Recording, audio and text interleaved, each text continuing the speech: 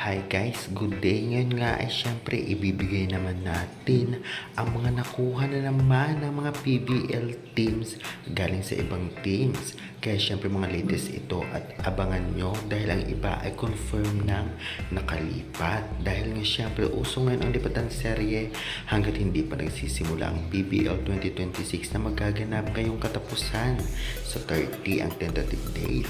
Kaya before that guys, please naman huwag niyong kalimutan mag-like, comment, and subscribe and pa-hit the notification bell for more Philippines volleyball updates. Maraming salamat sa support. Subscribe na. Hindi may pagkakaila na talagang palakasan ngayon ng team sa PBA, lalong-lalo pa ang iba ay wala na o na-disband na ang team kagaya ng Petrogas na nagpahinga at syempre ang Cherry Tigo.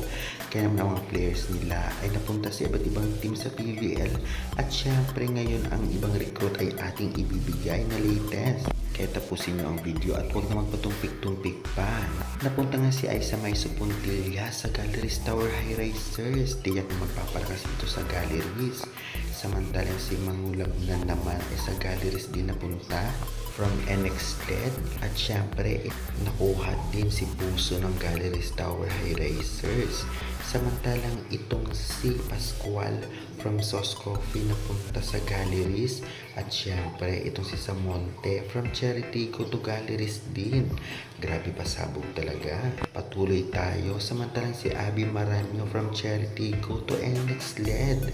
Magkasama na sila ni Cal OMG. Sa Betty naman from Petrogas to NX LED. Syempre, itong si Musa Petrogas to NX LED.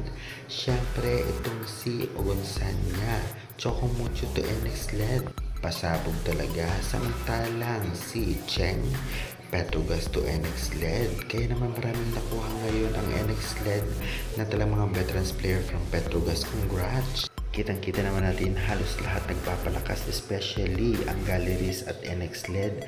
Kitang-kita mga veterans player galing sa malalakas na team kagaya ng Petrogas at ang Cherry Tigo ay napunta sa dalawang team na ito. Kaya pasabog talaga kung tutuusin.